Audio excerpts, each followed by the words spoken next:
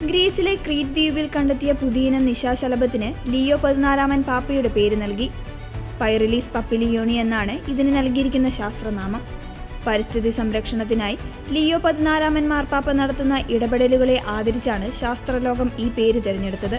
ഗ്രീസിലെ Crete ദ്വീപിലുള്ള white മൗണ്ടൻസിലാണ് ഈ നിശാശലഭത്തെ കണ്ടെത്തിയത്.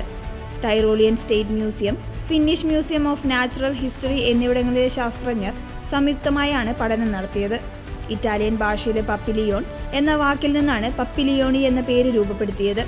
സഭയിലെ ഉന്നത പദവികളുടെ പേരിൽ നിശാശലഭങ്ങൾക്ക് പേരിടുന്ന പഴയകാല പാരമ്പര്യം കൂടി പരിഗണിച്ചാണ് ഈ തീരുമാനം. ഏകദേശം 2 സെന്റിമീറ്റർ ചിറകഴിയുള്ള ഇവയ്ക്ക് പർപ്പിൾ നിറത്തിലുള്ള ചിറകുകളും അതിൽ സ്വർണ്ണ നിറത്തിലുള്ള പാടുകളുമുണ്ട്.